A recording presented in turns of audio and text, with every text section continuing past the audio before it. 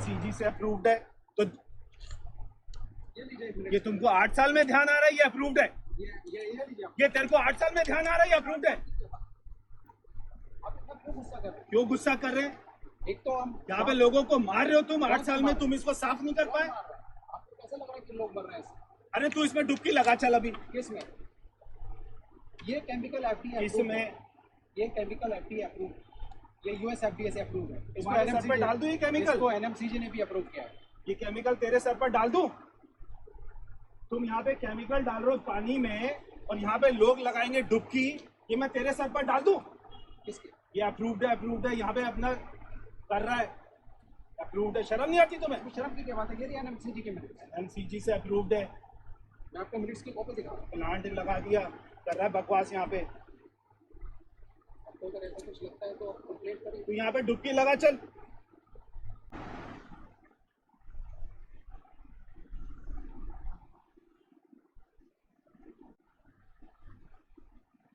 नमस्कार दोस्तों, वीडियो तो आपने देख लिया। यह है बीजेपी एमपी परवेश वर्मा, काफी बार कंट्रोवर्सी में रहा है दोस्तों।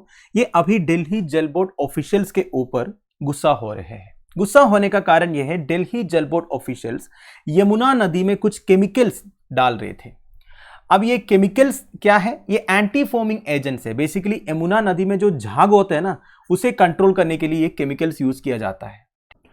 आप इस वीडियो में देख सकते हैं किस तरह केमिकल्स स्प्रे किया जाता है यमुना नदी में। जैसे वो केमिकल्स स्प्रे करते हैं ना, फोम जो है बहुत जल्दी डिसअपियर हो जाता है, गायब हो जाता है। तो अब ये केमिकल्स क्यों डाल रहा था? क्योंकि आने वाला है छठ पूजा। अब आपको पता ही होगा, छठ पूजा के टाइम पर हजारों डिवोटीज आते हैं यमुना नदी में डुबकी लगाने के लिए। हर साल यही होता है दोस्तों, वो झाग के बीच में खड़े होकर डुबकी लगाते हैं। तो इस बार ये झाग को खत्म करने के लिए ये केमिकल्स डालने का प्रयास हो रहा था। तो तब तक बीजेपी एमपी उधर पहुंच गए और ये इंसिडेंट हुआ।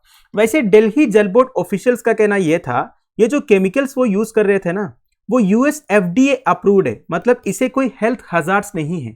फॉर्म्स को कंट्रोल करने के लिए ये केमिकल यूज किया जा सकता है। ऊपर से नेशनल क्लीन गंगा मिशन से भी अप्रूवल मिला है, यमुना नदी में ये केमिकल्स यूज किया जा सकता है। पर बीजेपी एमपी ये मान नहीं रहे थे। ये तो आपने वीडियो में देख लिया। अब इस इंसिडेंट को ज्यादा पॉलिटिकल नजरिया से नहीं देखेंगे दोस्तों। वैसे आपको पता है, दिल्ली में बीजेपी और आम आदमी पार्टी गवर्नमेंट के बीच में टसल तो चल रहा है। एक्चुअली आम आदमी पार्टी गवर्नमेंट के सामने दो मेजर चैलेंजेस है, जिसे इमीडिएट बेसिस पर सोल्व करना चाहिए, नहीं तो ह्यूमन बींग्स का सर्वाइवल के लिए खतरनाक हो सकता है। एक है यमुना नदी में जो पोल्यूशन है, दूसरा है गाजीपुर में जो लैंडफिल है। ये क्या है? दिल्ली में जितना वेस्ट जनरेट होता है ना दोस्तों, उसे गाजीपुर में आके डंप करते हैं। केवल गाजीपुर में नहीं, और भी कई सारे जगह है, उसमें सबसे इंपॉर्टेंट है गाजीपुर। अब गाजीपुर लैंडफिल का हाइट जो है ना दोस्तों, ये कुतुब मीनार से केवल 8 मीटर कम है। इतना हाइट है ये लेगेसी लैंडफिल का। अब मैं लेगेसी लैंडफिल क्यों बोल रहा हूं? देखिए, इस तरह के जो लैंडफिल्स है ना, जो सालों से है, उसे लेगेसी लैंडफिल बोलते हैं। वैसे पॉलिटिकल ब्लेम गेम तो चलता रहेगा, पर ये दो मेजर इश्यूज को इमीडिएट बेसिस पर सॉल्व करना बहुत जरूरी है। तो यमुना रिवर में ये फ्रोथ फॉर्मेशन क्यों होता है? वैसे मैं आपको बताऊं, यमुना रिवर का टोटल लेंथ है 1370 kilometre, spanning from Yamunotri to Allahabad in Uttar Pradesh. Allahabad माने आज का जो प्रयागराज है। यमुना रिवर में जो पोल्यूशन होता है ना, उसका 80% पोल्यूशन आपको देखने को मिलेगा 22 किलोमीटर स्ट्रेच में, that is between Wazirabad and Okhla barrage. मतलब यमुना रिवर का केवल 2% में 80% पोल्यूशन है। ठीक है, अब ये फ्रोथ फॉर्मेशन होता क्यों है दोस्तों? The presence of phosphates and surfactants in untreated sewage from Delhi, Haryana and Uttar Pradesh is a major reason behind frothing in river according to experts. तो एक्सपर्ट्स के मुताबिक दिल्ली, हरियाणा और उत्तर प्रदेश में से जो अनट्रीटेड सीवेज आके यमुना रिवर में डंप होता है, जिसमें फॉस्फेट्स एंड सर्फेक्टेंट्स का प्रेजेंस है, वही कारण है दोस्तों ये फ्रोथिंग का। तो ये फॉस्फेट्स मतलब क्या होता है? फॉस्फेट्स बेसिकली सोल्ट है या फिर नमक है फॉस्फोरिक एसिड का। वैसे यमुना रिवर में आपको सबसे ज्यादा देखने को मिलेगा अमोनियम फॉस्फेट। ठीक है, ध्यान दीजिएगा। दूसरा सर्फेक्टेंट्स। सर्फेक्टेंट्स मतलब क्या होता है, देखिए ऐसे कंपाउंड्स जो पानी का सरफेस टेंशन को कम करते हैं, जैसे कि डिटर्जेंट्स है, सोप सॉल्यूशन है, ये सब पानी का सरफेस टेंशन को कम करते हैं। तो दिल्ली, हरियाणा, उत्तर प्रदेश में से जो सीवेज है ना वो अनट्रीटेड रहता है, वेस्ट ट्रीटमेंट वगैरह नहीं होता है। ऐसे सीवेज आके यमुना रिवर में डंप होता है ना, उस वजह से ये फ्रोथ फॉर्मेशन होता है।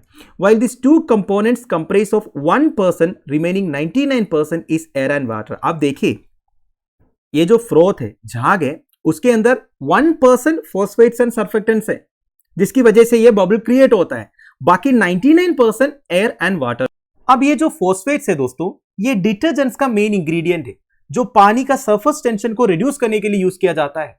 अब पानी का सरफेस टेंशन रिड्यूस होने से क्या होगा, it make cleaning a lot easier, इससे क्लीनिंग बहुत इजी हो जाएगा। ये सब आपने बेसिक एनसीईआरटीज में पढ़ा होगा, ठीक है। पर देखिए ज्यादा फॉस्फेट्स पानी में रहने से एक प्रॉब्लम हो सकता है, that is eutrophication. What is eutrophication? It is a process by which A water body becomes enriched with minerals and nutrients. देखिए पानी के अंदर बहुत ज्यादा मिनरल्स एंड न्यूट्रिएंट्स आने का जो प्रोसेस है उसे यूट्रोफिकेशन बोलते हैं। अब पानी में ज्यादा मिनरल्स एंड न्यूट्रिएंट्स रहने से क्या होगा, आल्गे ग्रोथ ज्यादा होगा। आल्गे आपने देखा होगा ना, पानी के ऊपर फ्लोट करते हैं। अब आल्गे ग्रोथ से एक प्रॉब्लम होगा दोस्तों, ये देखिए दोस्तों, ये है आल्गे ग्रोथ। पानी में ज्यादा फॉस्फेट रहने से आल्गे ग्रोथ ज्यादा होने का चांसेस है। आल्गे ग्रोथ ज्यादा होने से प्रॉब्लम क्या होगा, नंबर 1, पानी में ऑक्सीजन ठीक से मिक्स नहीं होगा। आपको एक बात पता होना चाहिए दोस्तों, पानी में जो ऑक्सीजन रहता है ना, जो डिसॉल्व्ड ऑक्सीजन है, वो कहाँ से आता है, वो एटमॉस्फेयर से पानी में मिक्स होता है। पर ऐसा एन ऑब्स्ट्रक्शन आल्गे रहने से ये ऑक्सीजन मिक्सिंग ठीक से नहीं होगा, इससे पानी में जो डिसॉल्व्ड ऑक्सीजन है उसका कंटेंट कम होगा ऑब्वियसली। ये क्लियर है। सेकेंड, आल्गे एस एन ऑब्स्ट्रक्शन ऊपर रहने से सनलाइट नीचे तक नहीं पहुंचेंगे दोस्तों। अब देखिए सनलाइट नीचे तक पहुंचना बहुत जरूरी है। नीचे जितना मरीन लाइफ है, एक्वाटिक ऑर्गेनिजम्स है, उनके लिए सनलाइट बहुत जरूरी है। तो कुल मिला के दिल्ली, हरियाणा, उत्तर प्रदेश के रेजिडेंशियल एरियाज में से अनट्रीटेड सीवेज वाटर पहुंचता है यमुना रिवर में।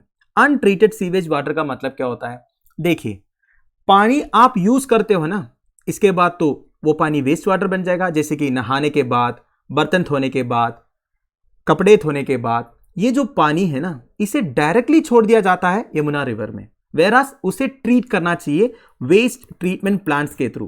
वैसे वेस्ट ट्रीटमेंट प्लांट्स क्या करते हैं दोस्तों, मैं आपको बता देता हूं।